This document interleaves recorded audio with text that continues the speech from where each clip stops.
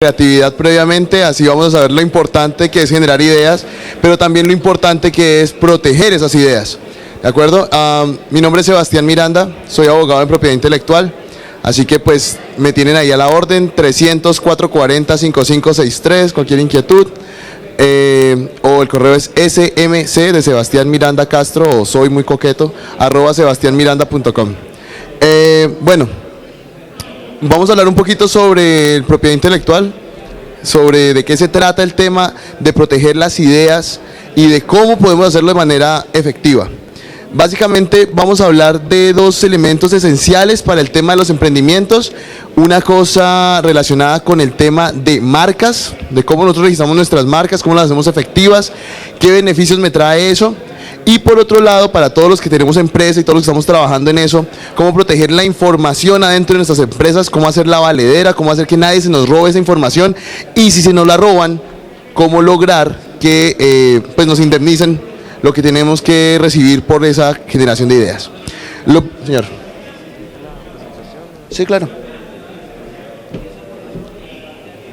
Entonces, bueno, lo primero es determinar los principios de la propiedad intelectual. Y si me lo permiten, yo salgo aquí al computador y tal.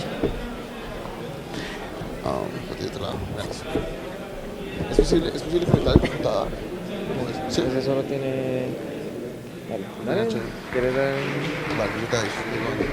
Bueno, lo primero es determinar los principios de la propiedad intelectual. Propiedad intelectual tiene un elemento esencial y es que no se protegen las ideas. ¿Sí? Las ideas como tal no se protegen. No sé, le pasan de pronto más a las señoras o a las señoritas que a los caballeros, pero salen así como a la calle, ¿no? Vestidas, combinadas, perfecta, blanco, rojo, blanco, zapato, tacón, cartera, y están exactamente vestidas igual que otra fulana que pasa por allá en la calle, ¿de acuerdo? Entonces las ideas no se protegen porque yo no puedo garantizar que a otra persona, al mismo tiempo que a mí, no se le está ocurriendo exactamente la misma idea. Si no se protegen las ideas, entonces, ¿qué sí se protege? Perdóname. Sí, no. La implementación, no. Desarrollo, más o menos. La funcionalidad, no. ¿Perdón? No, tampoco. Tampoco el diseño.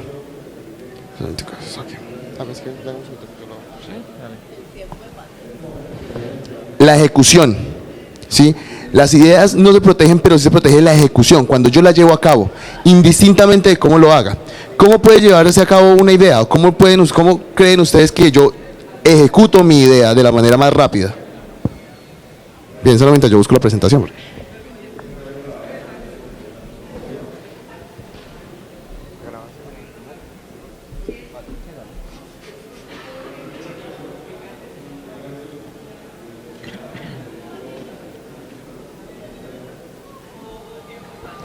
Bueno, básicamente escribiéndola. Yo llevo a cabo mi idea escribiéndola, desarrollándola en un documento, plasmando mi idea, dibujándola, coloreándola, mandando un correo electrónico, ¿sí? Esa va a ser la base fundamental para que yo pueda ejecutar mi idea. Previo a eso no tengo nada. Previo a eso solamente tenemos conocimiento, tenemos estado de la técnica, tenemos estado del arte, ¿de acuerdo? Entonces, ese va a ser el primer principio. El segundo principio es la territorialidad. No existe propiedad intelectual a nivel universal. La propiedad intelectual se centra en el territorio donde yo desarrolle mi idea. Y en eso vamos a encontrar dos diferencias fundamentales en el tema de los derechos de autor y en el tema de las marcas o la propiedad industrial. ¿Por qué?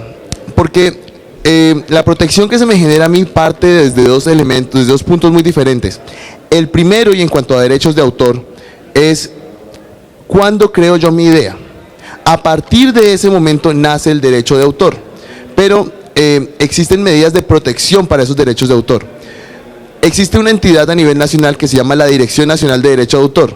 Allí yo puedo, a través de un sistema que ellos tienen, registrar el documento o la idea que yo lleve a cabo. La pregunta es, si yo genero mi obra y a partir de la generación de mi obra, yo tengo una protección, ¿para qué el registro de la Dirección Nacional de Derecho de Autor? ¿O qué me sirve a mí registrar la obra ante una entidad nacional?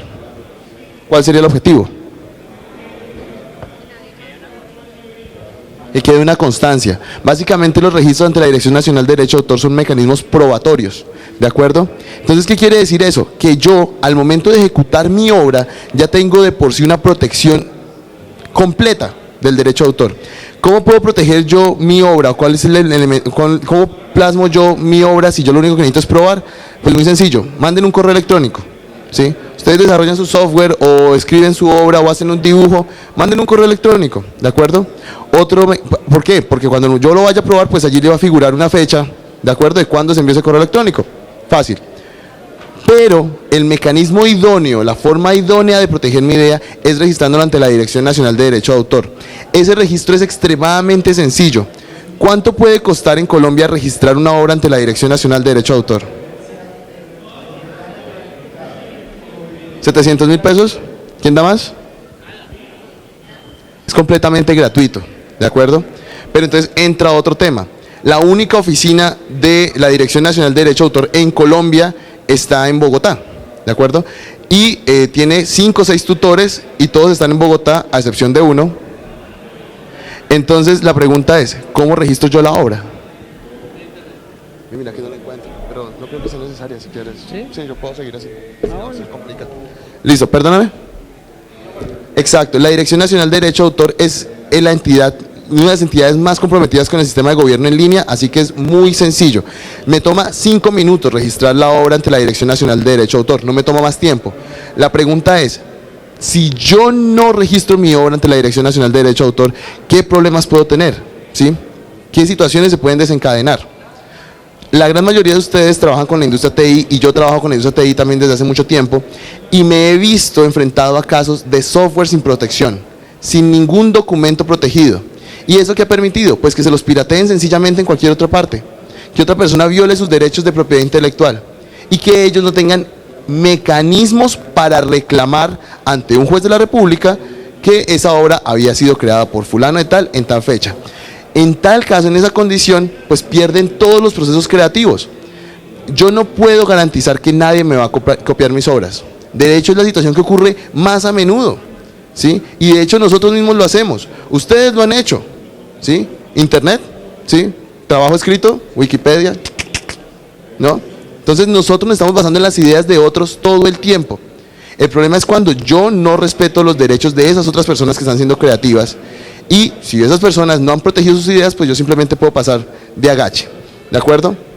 En cuanto al tema de los softwares y el derecho de autor, hay diferentes formas de que se me sea violada la propiedad intelectual.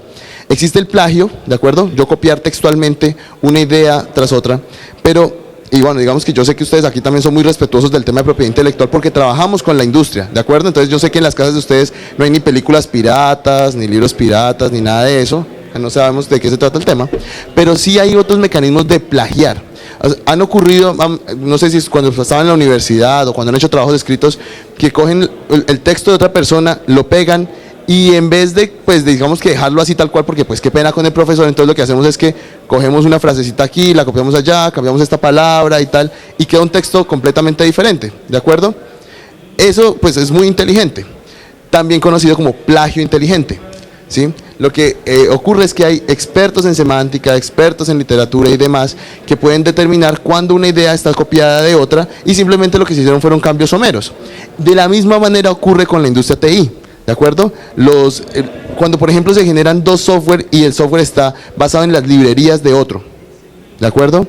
Entonces, la pregunta es, ¿estamos protegiendo nosotros inmediatamente lo que estamos desarrollando? Y si no lo estamos haciendo, ¿qué pasa?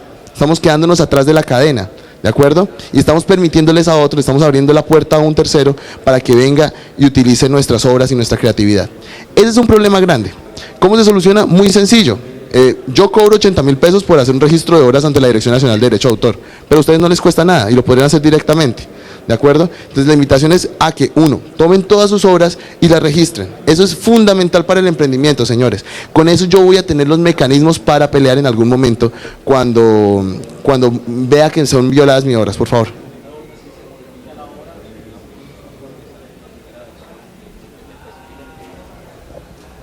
Si se modifica la hora, pues yo trabajo con software y digamos que yo saco una versión hoy y en 4 meses saco una versión diferente. Es el mismo software, pero digamos que los contenidos son diferentes, todo es totalmente diferente, se cambió la plataforma. ¿Hay que registrar nuevamente la hora o hay que actualizarla? ¿Como una hora diferente o hay que actualizar la hora? Dependerá. Si los cambios son sustanciales, registra una nueva obra. ¿Sí? Entonces es la obra Creactívate 2.0. Pero si los cambios son básicos y demás, tú puedes registrar la actualización o la modificación a la obra, ¿sí? ¿Esto tiene alguna vigencia de actualización en caso tal? Sí. Pregunta, yo aquí nomás. ¿Cuánto tiempo duran los derechos de autor?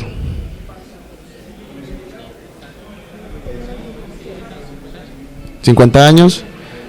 Por siempre. Miren, ¿qué ocurre? Los derechos de autor son un derecho de doble contenido. ¿Qué quiere decir eso? Que tienen un contenido moral y un contenido patrimonial. Bajo esa perspectiva, los derechos morales son los derechos inalienables que le pertenecen al autor por siempre y él no los puede negociar, ni los puede vender, ni se los puede ceder a nadie. ¿Cuáles son esos derechos? Es un derecho de paternidad, que siempre yo reconozca que fulano es el creador de esa obra, por eso la Mona Lisa sigue siendo de Da Vinci y el Paralisa de Beethoven para siempre. Un derecho de modificación, yo puedo modificar mi obra en cualquier momento, cuando a mí se me ocurra, cuando yo quiera. Un derecho de retracto, ¿sí? Entonces, si ya, por ejemplo, yo antes era cristiano y ahora soy satánico, pues entonces puedo retirar mis obras porque eso ya no va de acuerdo a mis pensamientos, a mis perspectivas de ver el mundo. Un derecho de inédito, yo puedo descubrir la vacuna del SIDA, ¿de acuerdo? Pero si yo no la quiero publicar porque por X cantidad de motivos yo considero que eso le generaría un daño a la humanidad, pues yo no la publico y nadie me puede obligar, salvo alguien que me torture o algo así, pero de resto no hay mecanismos reales para que me puedan obligar. Esos son los derechos morales y duran eternamente, para siempre. Pero hay otros derechos que son los derechos patrimoniales, con los cuales yo puedo vender mi obra, ¿no? Reproducirla, ponerla al conocimiento público. Esos derechos sí tienen una limitante de tiempo, y esa limitante es la vida del autor más 80 años. ¿Sí? Todo lo que vive el autor más 80 años. Bajo esa perspectiva, ¿yo qué puedo hacer? Ceder los derechos de mi obra, los derechos patrimoniales. El autor solamente se reputa una persona natural, no puede ser autor una persona jurídica o una empresa. Entonces siempre va a ser Sebastián Miranda, ¿listo? Pero resulta que tal vez yo necesito que sea mi empresa la que negocie los derechos de mi obra.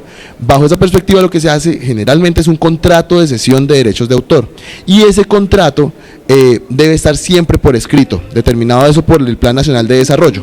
Entonces yo tengo que, así sea una servilleta, donde yo digo cedo mis derechos patrimoniales a fulano, bajo unas condiciones específicas. La recomendación, señores, asesórese de un abogado, no se dan todos sus derechos, no los se dan de manera perpetua, no los se dan de manera exclusiva, negocien bien previo a la cesión de esos derechos, y bajo esas perspectivas pues los podrán determinar. ¿Cuánto tiempo? El tiempo que ustedes quieran, 5 años, 10 años, mi vida más 50 años, mi vida más 80 años, mi vida más 100 años. Lo que pasa es que esos últimos 20 años pues no serán efectivos, ¿de acuerdo? Pero ese será el mecanismo idóneo para que ustedes puedan negociar los derechos sobre una obra. Ahora que tocas el tema de la cesión de los derechos patrimoniales, cuando uno trabaja como desarrollador en una compañía, no necesariamente una compañía dedicada a la producción de software, puede ser también una compañía dedicada a un objeto diferente, pero cualquiera, que tiene un área que desarrolla software. Generalmente lo que sucede es que firmas un contrato como colaborador de esa compañía, y en el contrato viene la cesión de los derechos patrimoniales, y viene una cláusula en la que dice que no puedes trabajar en la misma área de negocio por fuera. Entonces, ¿qué hace uno como desarrollador, como emprendedor que quiere sacar ideas, porque no se queda uno solamente en los requisitos, en las necesidades del negocio para la compañía en la que estás trabajando, y quieres desarrollar una aplicación? Esa limitante de desarrollo es para toda tu capacidad como desarrollador, o solo para el área de negocio específica de ese contrato. Listo, vamos por partes. Primero, señor.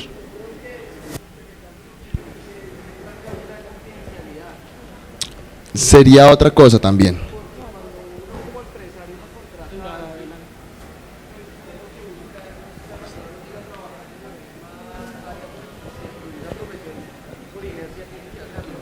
Mira, vamos por partes para eso. Primero, sí, cuando uno trabaja para una entidad, sea la que sea, o sea, tanto como desarrollador como escritor, ¿sí? Y uno genera obras, generalmente uno está desarrollando una obra por encargo, es decir, a mí me están encargando para que yo desarrolle esa cosa. Bajo esa perspectiva, ¿qué va a ocurrir? Los derechos morales siempre van a ser tuyos, de la persona que los hace, pero existe una presunción sobre la cesión de los derechos de autor allí, porque hay un tercero que me está pagando para que yo lo haga.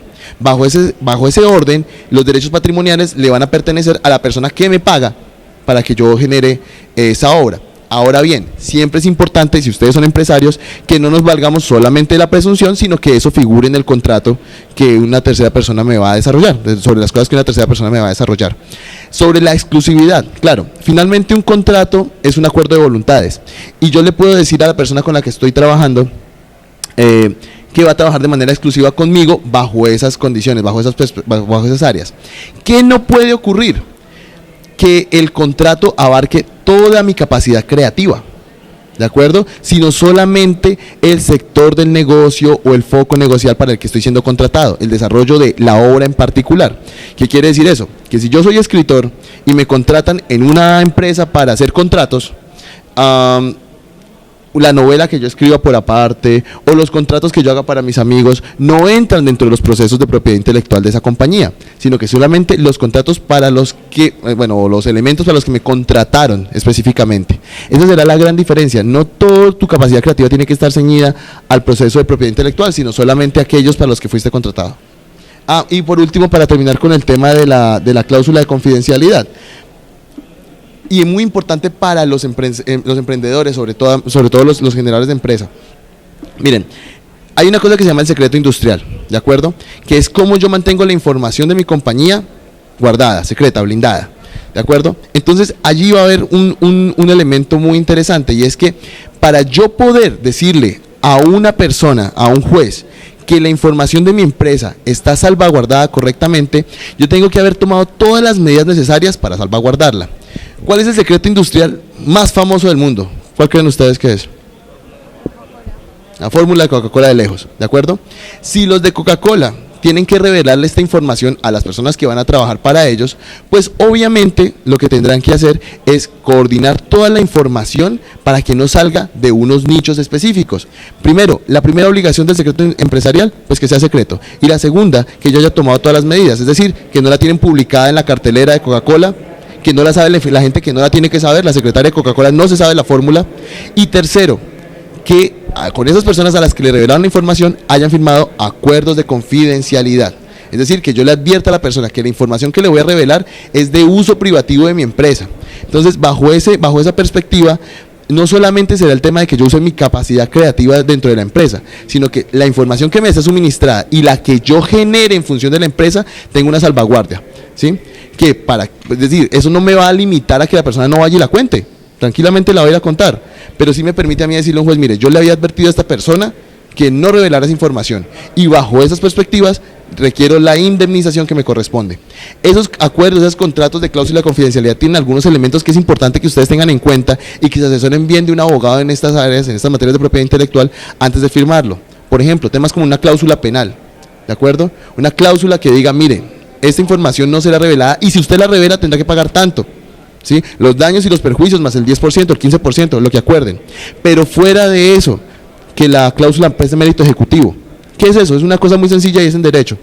Son 3 lineecitas, son 3 líneas en un contrato, pero puede hacer que ustedes se vean enfrentados a un proceso de 5 años para que les declaren la factura y otro proceso de 5 años para que se la paguen.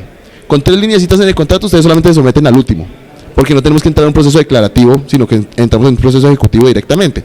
Son trucos, son cositas que van impresas en los contratos, pero es que es muy importante que las tengamos en cuenta para que no expongamos nuestra información ante terceros que la puedan violar. Ley de Derechos de Autor, la Ley 23 de 1982. Léansela, están más que invitados, por favor. Muy importante, www.derechodeautor.gov.co. Es la página de la Dirección Nacional de Derecho de Autor. No puede ser más didáctica, son un poco de colores, muñequitos, dibujitos, es decir, la información está muy clara. Si ustedes eventualmente tienen un grupo empresarial y demás que consideren que tienen que formarse en derechos de autor, se meten a la página de la Dirección Nacional de Derecho de Autor, dan clic en tutorías y allí les mandan un tutor completamente gratis, ¿sí? Lo mandan desde Bogotá, o si no, generalmente mandan a este servidor.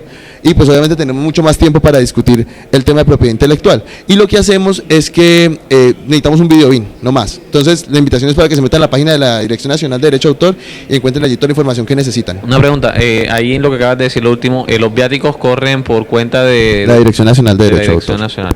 Ok, una consulta. Por ejemplo, nosotros que somos desarrolladores y nos contrata una empresa externa, yo tengo mi empresa, y yo desarrollo parte del modelo de negocio, o sea, la estructura base de las aplicaciones que hago para esa empresa son de uso cotidiano en otras, como por ejemplo login, acceso a cuentas de usuario, otro tipo de cosas que son repetitivas. ¿Se puede registrar eso? O sea, ¿se puede registrar que yo como persona natural bueno, sí, porque tengo que registrarlo como persona natural, hago mis procesos de esa manera y puedo utilizarlos en otros software? Mira, hay un tema muy importante. Las metodologías no se pueden registrar, ¿sí? ¿Yo qué puedo registrar? Un documento, ¿sí? Las ideas no. Entonces, las metodologías al final del día terminan siendo ideas, ¿no? Como cómo se llevan a cabo procesos. Entonces, si tú aterrizas esa información, ese proceso que tú utilizas de manera repetitiva dentro de un documento, ese documento lo puedes registrar. ¿Y qué no podrán utilizar los terceros? Pues la información contenida en ese documento, ¿sí? No podrán duplicarla. Pero la forma, el proceso como se lleva a cabo, no se puede registrar. Ese será un elemento allí. Otro tema antes de que se me escape y para terminar también el tema de derechos de autor, porque quiero hacer como un recorrido rápido. Yo sé que no es mucho el tiempo que tenemos, pero chévere que pudiéramos tocar este tema de profundidad. Si ustedes trabajan de páginas web o soluciones que tienen trabajos online, ¿sí? Como modelos aplicativos y demás, por favor, una revisada muy fuerte al tema de digamos que las políticas de uso de esas páginas web. ¿Por qué? Generalmente, y me he dado cuenta en la industria, es muy sencillo meterse a una página similar. Si es una red social, entonces a redes sociales. Si es a una página que presta unos servicios determinados, a esa, y copiar los modelos y pegarlos, ¿no?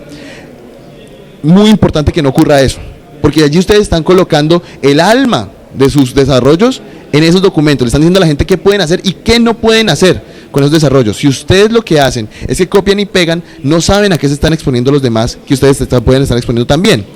Las políticas más cerradas en temas de propiedad intelectual y las más estrictas, digamos de alguna manera, fácilmente las de Facebook. ¿De acuerdo? Son unas políticas muy estrictas, pero que exponen a las personas a muchos peligros de propiedad intelectual. Entonces, la invitación puntual es a que no copien los de Facebook, por ejemplo, si tengo unas redes sociales, porque ustedes no saben si eso les sirve o no les sirve para su empresa, para su aplicación web, para su solución web. Entonces, va a ser un elemento fundamental. Denle una revisada muy bien, muy clara y estén enterados de que lo que están colocando allí es lo que realmente les sirve y lo que realmente quieren. ¿Hay alguna pregunta más sobre derechos de autor o podemos seguir así como rápidamente? Dime.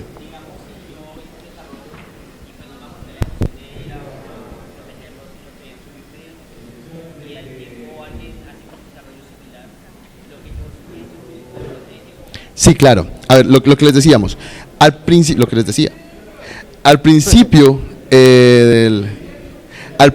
de cualquier proceso, cuando yo plasmo mi idea, cuando yo genero mi idea, ya estoy protegido por derecho de autor, tranquilamente. Ahora, lo que vas a necesitar es tener un medio probatorio. Si tú tienes el registro ante la Dirección Nacional de Derecho de Autor, es más, el registro ante la Dirección Nacional de Derecho de Autor te da la oportunidad de decir cuándo creaste la obra. No te va a dar como fecha de registro en la que lo registras, sino que tú puedes decir, mira, esta obra la creé en el 2012, tranquilamente, ¿de acuerdo? Pero lo que te va a generar esa subida a YouTube, esa fechita allí donde dice cuándo lo subiste, va a ser un medio probatorio. Que un juez, por no ser el medio probatorio idóneo, te va a pedir testigos, declaraciones de extrajuicio y demás. Seguramente, si tuvieras el registro ante la Dirección Nacional de Derecho de Autor, eso es con ese y eso es palabra sagrada. Pero sí, te sirve.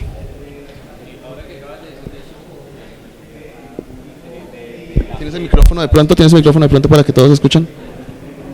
Ahora que acabas de decirlo de la fecha, pues supongamos que él tiene el software y lo monta a YouTube y yo lo registro, pero lo registro con una fecha anterior a YouTube. ¿Cómo se hace ahí? Miren, en la Dirección Nacional de Derecho de Autor no revisamos los documentos que nos envían. ¿Por qué? Pues porque tenemos que tener un panel más grande que aquí para revisar todos los papeles que nos llegan a diario y fuera de eso una memoria buenísima. Lo que nosotros hacemos es que tú me mandas tu software y yo lo único que te hago como Dirección Nacional de Derecho de Autor es en 15 días enviarte un certificado de que ese documento reposa con nosotros, ¿de acuerdo?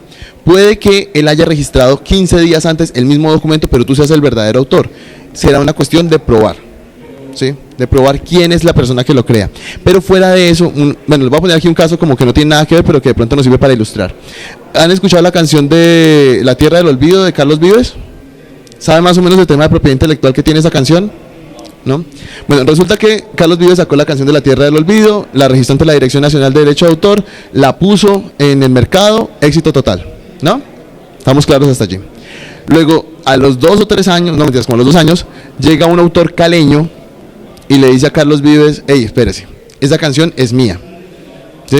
Como, y Carlos Vives como que, ay, todo el mundo como que no, pero es Carlos Vives y mira, tiene el documento que registró tal. Entonces el tipo le dice, no, yo tengo cómo probarlo. Y saca un videotape de esos que tenían fechita, de esos viejos que te aparecía la fecha allí, demostrando que el tipo había compuesto la melodía de la canción muchísimos años antes de que Carlos Vives registrara su obra. ¿De acuerdo? Carlos Vives no tiene cómo probar que la había creado antes, pero este personaje sí tiene el elemento probatorio. Pero la pregunta es, ¿pudo ser que Carlos Vives en Santa Marta, en una hamaca, hubiera compuesto la melodía, mientras que el señor X, aquí en Cali, comiéndose un cholado en la novena, hubiera compuesto una melodía muy similar, casi que igual? ¿Es posible? Sí, digamos, es una posibilidad, una en un millón, pero es una posibilidad, ¿de acuerdo? Entonces, lo que esta persona tiene que probar es una cosa que en derecho llamamos el nexo causal, es decir, que exista un mecanismo por el cual la persona se haya enterado que existía esa otra obra. Para este caso en particular, resultó que el autor caleño era muy amigo de Margarita Rosa de Francisco, quien fuera en otrora esposa de Carlos Vives, y esta señora va y declara contra Carlos Vives, lo vende porque se acaban de divorciar y tal, y entonces finalmente pierde el litigio Carlos Vives y tiene que pagarle la indemnización al señor que había compuesto la obra. Propiedad intelectual, mitad TV y novelas, mitad derecho de autor. Entonces de eso se trata, ¿vale? Entonces vamos a tener claro, tendrás que probarlo, pero también tendrás que probar que tenías acceso a esa información. Hoy en la era de la información es muy sencillo porque todo está subido al internet.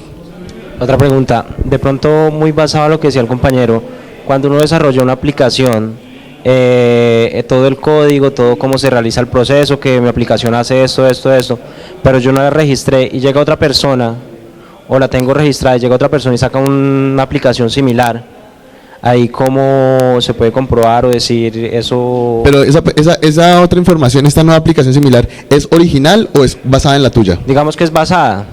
Vale, entonces tendremos que determinar cuáles son los puntos de enlace, cuáles son los puntos que la hacen similar o igual, y determinar que tuvo ese nexo causal, que tuvo acceso a esa información. ¿De acuerdo? Entonces esos son los elementos que tengamos que hacerle probar ante la Dirección Nacional de Derecho de Autor. Pilas, la Dirección Nacional de Derecho de Autor tiene mecanismos jurisdiccionales, tiene potestades jurisdiccionales, lo que le permite fungir de juez. Entonces de alguna manera no tenemos que ir ante la justicia ordinaria, que generalmente tarda mucho tiempo, sino que ante la misma Dirección Nacional de Derecho de Autor podemos tramitar estos temas. ¿Vale? Listo. Y cierro acá dime. Tenemos tiempo. Algo como parecido, digamos que yo hago una aplicación o algo relacionado a software y tengo una funcionalidad, solo una parte del software. Lo publico, lo registro y resulta que días después alguien tomó alguna funcionalidad mía y creó su propio código diferente, o sea, pero hace lo mismo que hago yo. Hay forma de uno decir, oiga, yo hice esto y él ya lo copió y tiene diferente código, pero hace lo mismo. Si es original, no. Es decir, si este personaje, o sea, puede funcionar exactamente para lo mismo, ¿de acuerdo? Pero si llegamos por dos caminos diferentes a Roma, no hay nada que hacer, es original, de otra persona. Pero ese es el famoso juicio de Samsung versus Apple, o del de Windows contra Apple, que sí. El redondo, que no es redondo, que es que yo lo hice primero, que no yo lo registré primero. Claro, o sea, allí dependeremos, en cada caso, y en temas de propiedad intelectual es muy difícil hilar grueso, porque siempre va a haber unos elementos chiquititos allí que puedan variar la situación, la resolución del caso. Para estos casos en específico, sí hay, digamos que, formas de probar que han llegado a soluciones, a la misma solución a partir de herramientas diferentes. No así, por ejemplo, con el tema del ¿no? ¿Cómo se llama eso? Ustedes que saben más que yo. De la pantalla que abren más grande, así, porque ese es el tema entre Samsung y Apple, ¿no? Finalmente ellos Apple logra decir que ellos llegaron a esa solución por un camino muy diferente, ¿sí? Pero que llegaron a la misma conclusión. Eso es viable, ¿sí? Siempre y cuando no se hayan basado en la información de un tercero, siempre y cuando no hayan utilizado esa información, esas herramientas. Pero sí, de alguna manera, así sea una parte muy pequeña, tuvieron acceso a esa información y la utilizaron para generar su desarrollo, estaremos cometiendo plagio. La última chiquitica, estamos hablando a nivel nacional. Yo tengo camping aquí también, pues no me sí, bueno, listo. Estamos hablando a nivel nacional, sí. Pero ya internacional. O sea, si yo desarrollo algo y de pronto algo se desarrolla en otro país, ¿cómo es ese litigio ya o cómo se hace eso? Es la misma pregunta, ¿es original o es copiado? Porque es que si es copiado, pasa una cosa. ¿Conocen el estado del arte? ¿Sí? El estado de la técnica, básicamente es eso. Claro, la protección me la da solamente, es como les decía, es territorial, ¿sí? Me lo circunscribe al territorio. Pero si la información ya ha entrado dentro del estado de la técnica, para el caso de patentes y eso, o para el caso de derechos de autor dentro del estado del arte, pues simplemente la información ya no puede ser original. Carece de originalidad porque ya existe en otra parte. Tal vez no tiene protección, o tal vez yo no le puedo pagar perjuicios a la otra persona, pero ya carece de ese carácter de explotabilidad. ¿Sí? ¿Me explico? En el mismo orden de la pregunta, conozco el caso de una amiga que es ilustradora y diseñadora y ha ganado premios a nivel internacional y todo, y ocurre un caso en que hay un tipo que en otro país está vendiendo sus obras para portadas de álbumes de musicales, y se encuentra y le dice, oiga, pero es que esta es la obra de esta otra persona, es una artista colombiana. Ahí hay una forma en que a través de autor se tenga acceso a la jurisdicción que es internacional, porque lo que nos dijeron era que había que hacerlo pero a nivel de Estados Unidos, y ahí ya se complicaba el asunto. Y depende, hay varios elementos que nos permiten a nosotros demandar, pero eso no, digamos que no son derechos, no son elementos propios del derecho de autor, sino elementos del derecho general, ¿no? Y es nacionalidad de las personas que cometen la infracción, nacionalidad de la persona ofendida o el lugar donde se comete la infracción, ¿de acuerdo? Entonces esos tres elementos nos podrán permitir escoger en qué jurisdicción queremos nosotros llevar a cabo el proceso y saber a quién está afectando y cómo me está afectando. ¿Por qué? Porque si saca este libro en los Estados Unidos, para mí eso económicamente no me afecta de alguna manera, pero ese libro llega a Colombia y ahí me empiezan a generar unos detrimentos económicos fuertes, pues más inteligentemente es generar el proceso aquí, en Colombia, ¿de acuerdo? Pero si digamos que los perjuicios de mayor grado se están generando por fuera, pues podría llevar el proceso allí. De alguna manera, de todas maneras, perdóname, la jurisdicción americana va a preguntar cuándo registró los derechos de autor en Colombia. Y ese será el documento que tenga que tendré que yo demostrar. ¿Cierro o sigo? Bueno, rápidamente porque es que también me parece un tema muy importante para emprendedores. El tema de marcas, ¿de acuerdo? Hay un problema grandísimo para los emprendedores y no entiendo, bueno, sí entiendo, pero no debería ser así. Generalmente pensamos en nuestra empresa, en nuestro producto, y lo primero que hacemos es pensar en un nombre que sea llamativo, que sea fuerte, que pegue, que impacte. Luego nos vamos ante un diseñador gráfico y que nos haga el logo que queremos, porque es que estamos pensando en una cosa muy simple, pero unos colores muy fuertes, porque a la gente le gusta esto, tal, y montamos el logo. Y lo primero que hacemos es montarlo a YouTube, montarlo a Facebook, empezar a explotarlo, vender, sacamos las hojas membreteadas y empezamos a funcionar con eso, ¿de acuerdo? Y nunca nos preguntamos si esa marca existe o no existe, si podemos utilizarla o no podemos utilizarla, y si económicamente podemos tener perjuicios o problemas a partir de su uso indebido. Sorpresa, en el derecho de marcas, a diferencia del derecho de autor, el derecho solo me lo concede el registro, o sea que el derecho no nace con la creación o con la composición, o con haberle asignado el nombre, solamente tendré el derecho apenas yo lo registre. Este registro, a diferencia del de derechos de autor, es un poco más costoso. Digamos que el mero trámite ante la superintendencia cuesta 650,000 pesos para microempresas, y para empresas grandes 710,000 pesos, y generalmente los honorarios de abogado están por el doble de ese valor, o sea, es decir, por ese mismo valor, o sea que finalmente un registro de derecho de autor no sale como por 1.400.000, 1.500.000 pesos, dependiendo, de marcas. Pero, grandes problemas.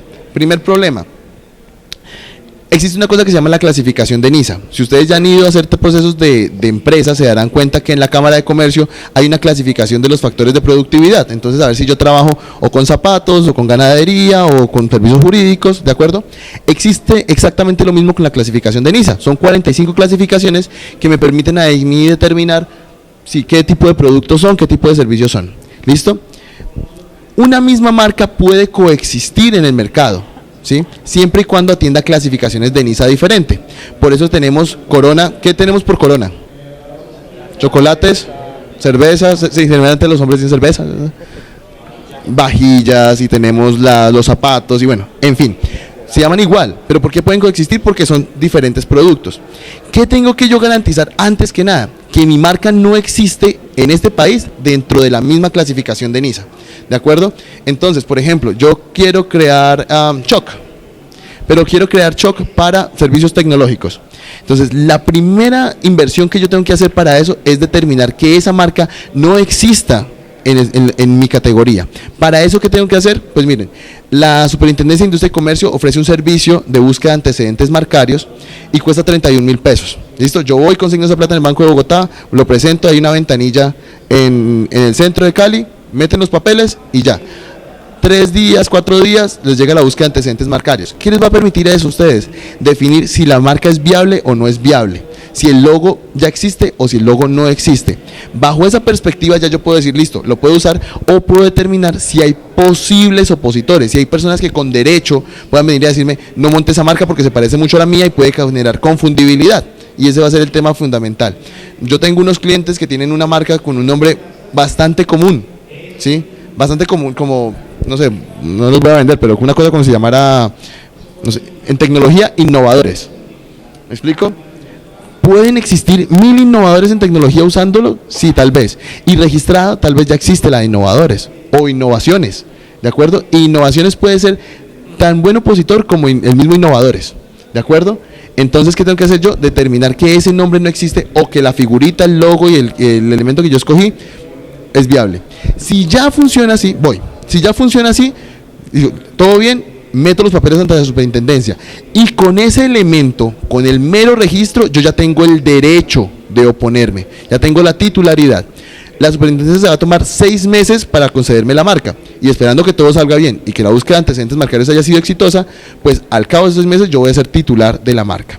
¿Qué ocurre si no? Generalmente, pues que yo genero el manual de marca, que lo posicione en el mercado y que si no lo he registrado, cuando me vaya a dar cuenta, una persona de mala fe o de buena fe en otro lugar del país pueda registrarlo y me tumbe a mí todo el proceso de funcionamiento, de registro, de desarrollo, de diseño, de posicionamiento, etcétera, etcétera, etcétera. Y eso me genera a mí muchos más costos que el 1.400.000 que me costaba registrar la marca. 1, 2, 3. Yo puedo tomar una marca internacional y apropiarla acá en Colombia. Sí y no, dependiendo de la calidad de la marca. Si es una marca notoria y no está registrada en Colombia, puedes hacerlo, pero te la van a tumbar y vas a perder la plata del registro. Entonces, por ejemplo, colocando un caso aquí extremo, que no estuviera registrado aquí Chanel en Colombia. Entonces, mira, no existe Chanel, entonces voy a registrarlo. Como es una marca notoria que todo el mundo la conoce, seguramente te lo van a bajar lo primero. Sí, si la marca no es tan notoria, tú puedes tomar el nombre de una marca que veas que funciona en el extranjero y ponerla acá porque la protección es territorial. Pasó con el iPhone en Brasil, ¿de acuerdo? Estaba registrada la marca iPhone. Entonces, cuando llegaron los de Apple a registrar iPhone, pues sorpresa, no lo pudieron utilizar. Entonces, ¿qué les tocó hacer? Todo un tema allí de comercial y de manejo y de comprar la marca, y la marca salía costosísima y tal, pero la pudieron comprar finalmente. ¿Por qué? Porque el registro es solamente nacional, territorial. Bueno, y otra cosa, con las marcas sucede igual que con los dominios, que uno las puede reservar por cierto tiempo o no. Sí y no. El registro marcario es el único registro de propiedad intelectual que se renueva. ¿Sí? Tiene una fecha de vencimiento de 10 años y yo al término de esos 10 años puedo ir a renovarlo, ¿de acuerdo? Si yo lo dejo vencer, pues me lo pueden quitar, me van a dar 6 meses para renovarlo y si yo no quiero, pues viene otra persona, tal como ocurre con los dominios, y me lo quita. Eso no ocurre allí, no ocurre más de allí. En cuanto a la reserva, pues tendré ese tiempo, tendré esos 6 meses para poderlo ejecutar, pero si viene otra persona al término de esos 6 meses y ve que yo no la estoy utilizando, me lo cancela. Elemento fundamental del registro de marcas: cuando yo registro una marca, estoy obligado a utilizarla, ¿sí? Si yo no la utilizo durante esos 10 años, por ejemplo, yo me doy cuenta, ¿me recuerdas tu nombre, por favor? Eliana registró Sebastián Miranda, ¿sí? Porque le pareció un nombre bonito y yo la entiendo. Entonces, ella lo registra y yo me doy cuenta, y yo cuando la voy a registrar, digo, ya está registrado Sebastián Miranda, no la puedo utilizar. En servicios tecnológicos, tal vez, listo. Pero yo durante 3 años le vengo haciendo seguimiento y veo que ya no la utiliza, pues me puedo ir ante la Superintendencia de Industria y Comercio y decirles, hey, mire, pilas, Eliana no la está utilizando, cancelen la marca, y cuando se la cancelan, puedo yo ir a solicitarla. O sea, no me la van a dar directamente, pero yo puedo entonces ya empezar el proceso para que me la entreguen a mí, para que me la den a mí.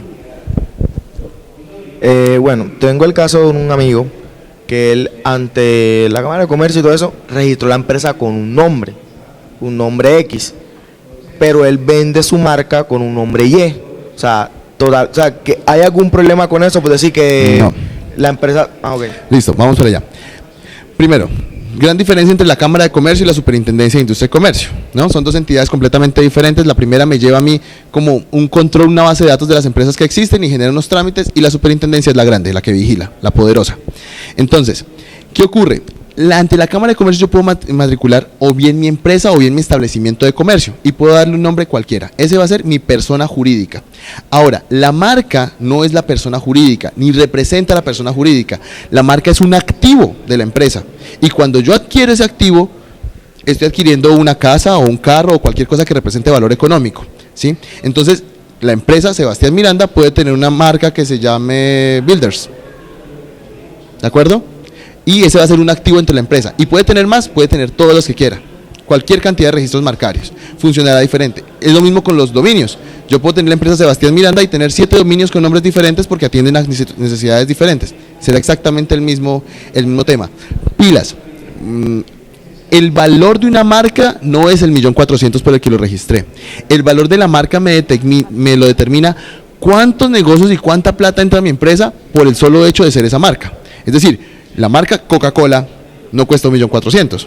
La marca Coca-Cola cuesta toda la plata que ustedes quieran, porque ellos por el mero hecho de la marca venden toda la cantidad de productos y servicios. De hecho, Coca-Cola vende hoy más productos por el solo hecho de la marca que por el producto Coca-Cola.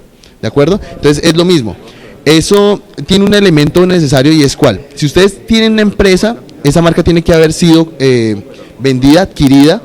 Puede ser a título gratuito o generoso, entonces decir que Eliana registró la marca tal y se la quiere ceder ahora a su empresa Elianitas, ¿listo? Y ya le cede la marca. Con eso ya la marca fue adquirida y ya le puede hacer un registro, una valoración de marca.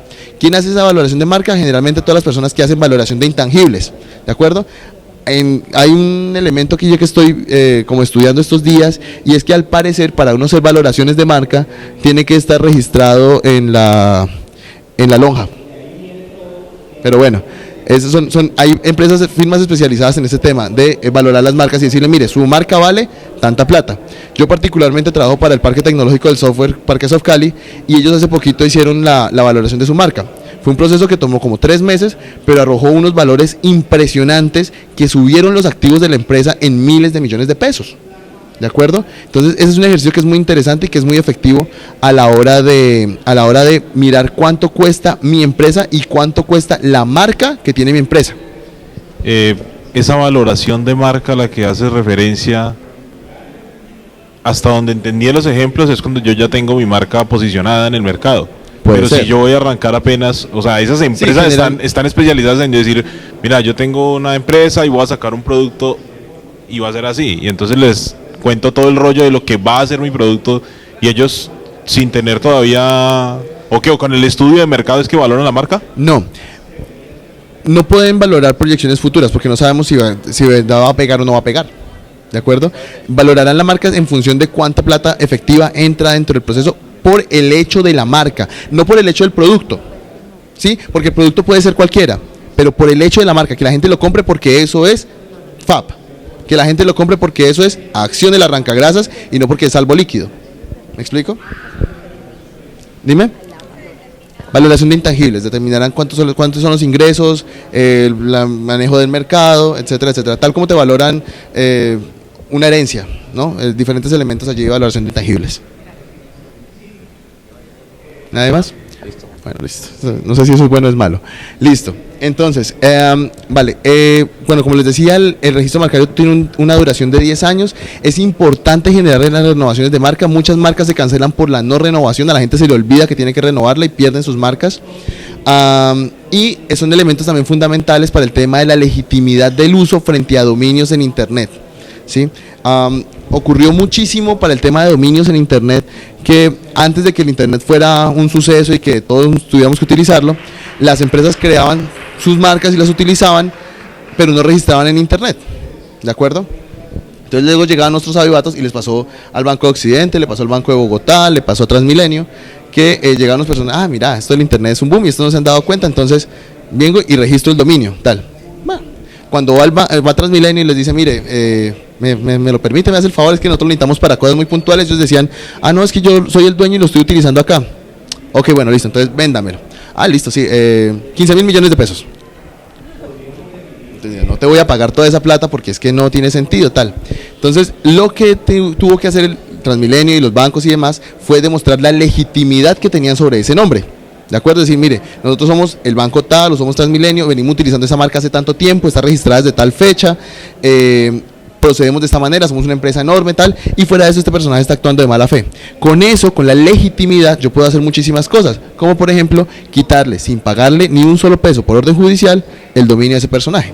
¿De acuerdo? Entonces la marca, además de generarme a mí un activo y generarme unos valores y demás, y usarlo de manera tranquila, también me genera una legitimidad, una posesión legítima sobre el bien, y eso pues aporta muchísimo a las empresas. ¿Listo? Ese es como el segundo tema para emprendedores. Y el tercer tema que me parece muy importante que manejemos, que ya lo vimos un poco, es el tema del manejo de la información interno dentro de las empresas, ¿de acuerdo? Cuando se generan cláusulas eficaces para el manejo de la información y cuando no. Hay que estar muy pendientes, señores, de la exclusividad que nosotros le firmamos a nuestras cláusulas y a nuestros contratos, y que esos contratos tengan efectividad, es decir, que yo le pueda limitar a las personas en el tiempo a usar la información. Un elemento fundamental, y creo que las personas poco lo tienen en cuenta: cuando ustedes discuten información, ustedes acaban de contratar a Pedrito, ¿sí? Y Pedrito está trabajando en su empresa, ustedes le van a soltar todos los códigos, los gráficos, los diseños, y él va a empezar a modificar y a poner y a quitar. Fundamental, díganle, mire, te vamos a entregar esta información y esa información es confidencial. El solo anuncio de que la información es de carácter confidencial ya le genera una protección a la información que yo estoy brindando. Le advierte a la persona que la información que va a manejar es de manejo interno, privado, y que no puede revelársela a terceros, ni que puede hacer uso, no la puede utilizar ni para sí, ni para terceros, ni para explotación económica. No se entiende tácitamente, pero ya por lo menos me genera un primer paso. Ahora, lo ideal es que con cada persona que vayamos a trabajar, pues que los contratos tengan cláusulas de confidencialidad, ¿de acuerdo? Que yo le advierta a las personas que la información que van a manejar es de carácter reservado, y que cualquier mal uso de esa información o cualquier apropiación de esa información para su propio beneficio o para el beneficio de terceros, pues puede generar repercusiones económicas. Muy importante, cuando una persona salga de sus procesos laborales, o una persona trabaja con ustedes por 3 meses, por 4 meses, porque están desarrollando un programa, pídanle toda la información, ¿sí? Yo he trabajado para empresas, cuando estaba más muchacho, trabajé para empresas nacionales, ¿sí?, que manejan información muy importante. Aún tengo archivos de esa calidad en mi computador, porque no me los pidieron, ¿de acuerdo? Y supuestamente estaba obligado a destruirlos, pero nunca me dijeron eso, nunca estuvo en ningún contrato, nunca estaba esa información allí clara. Simplemente yo conservo esta información allí, y puede ser contratos de cualquier X calidad. Entonces la invitación es para que ustedes siempre estén pendientes de que la información de sus empresas sea retirada, destruida, si esa persona no va a seguir llevando.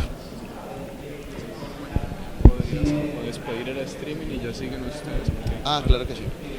Para nuestros amigos del streaming, nos despedimos, les agradecemos muchísimo. Cualquier información, Sebastián Miranda, smc@sebastianmiranda.com, y bueno, gracias. Chao.